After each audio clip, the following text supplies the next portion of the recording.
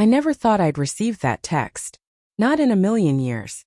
My phone buzzed during an ordinary Tuesday afternoon, the kind where the hum of the office made everything feel safe and predictable. I glanced down expecting something routine, maybe a meeting reminder, a client email, anything, but the message froze me. It was from an unknown number. The text was short, almost casual. Did you know she's engaged to him? My heart stopped. She, my wife, Anna, engaged to her boss. My mind struggled to process it. First, I thought it was a mistake, some cruel joke. But the way the sender phrased it left no room for doubt. My world shifted in a single sentence. The life I had assumed was still mine.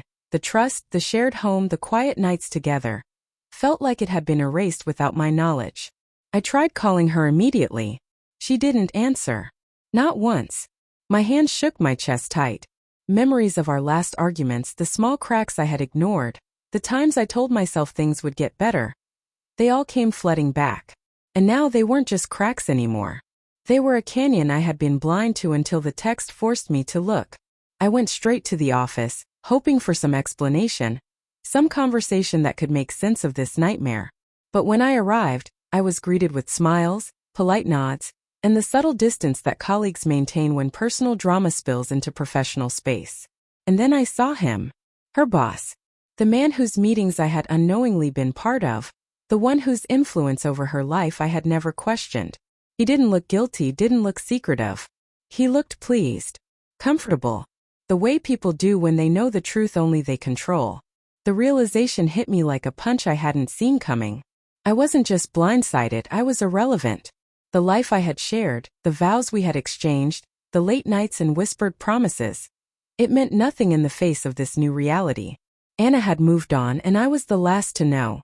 And worse, I had discovered it not through words, not through conversation, but through a text that felt like a betrayal so profound it left me speechless. For the first time, I understood that some truths don't come gently. Some are hurled at you unfiltered, and leave you with nothing but your own disbelief to navigate. I walked through the office, each step heavier than the last, and realized the man I had trusted completely was now irrelevant in the story of her life. I couldn't stay there. Not in that office, not in the shadow of their smiles, their small glances, their quiet complicity. I left, walked out into the street, the city lights blurring around me as if the world itself was trying to soften the edges of the truth I had just been handed. But no amount of neon or traffic noise could drown out the realization. Anna had chosen someone else, someone with power she had coveted, someone who now held a place I thought was mine forever. The next few days were a haze. I replayed every conversation, every argument, every night I had stayed up hoping we could fix things. I questioned myself endlessly. Had I missed the signs? Was there something I could have done differently? And then slowly clarity began to emerge. This wasn't about small mistakes or overlooked moments. This was about who she was becoming, who she had always been underneath the surface, and the life she wanted that didn't include me.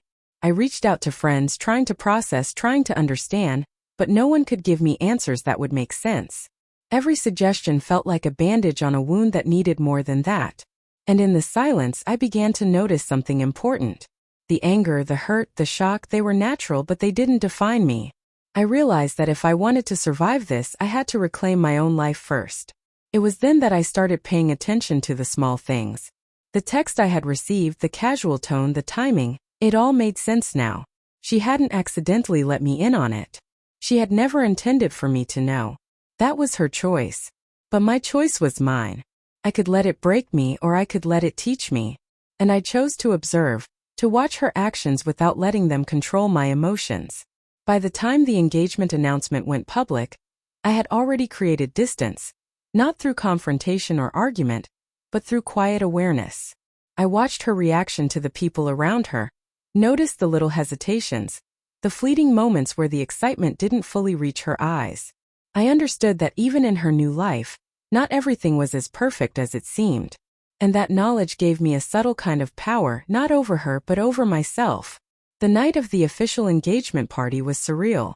I attended, not to confront, not to reclaim, not to disrupt, but to witness.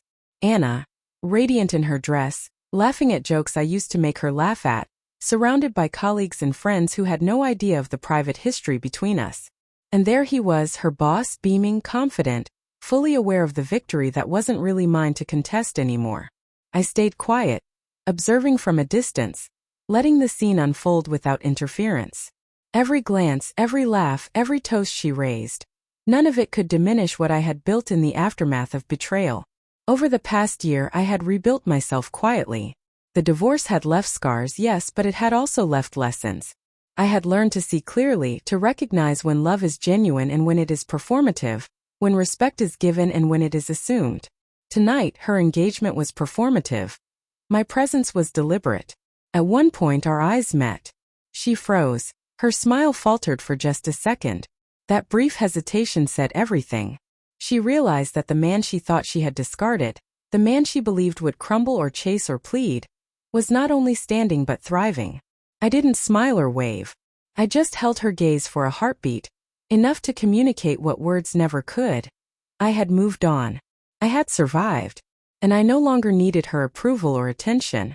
Walking away from the party, leaving her in the middle of her celebration, I felt lighter than I had in years. The betrayal, the shock, the heartbreak, they had all served a purpose. They had forced me to reclaim my identity, my dignity, and my independence. Anna's engagement, witnessed in the worst way possible, had become a catalyst for something far more powerful than resentment: freedom. From that night onward, I knew one undeniable truth. Life continues, and the people who try to define your happiness without your consent will always be left behind. And while she may have thought she was winning by marrying someone with influence and status, I had already won in ways that mattered far more: by reclaiming myself, by refusing to be defined by her choices, and by proving that true strength isn't in control over others but mastery over your own heart.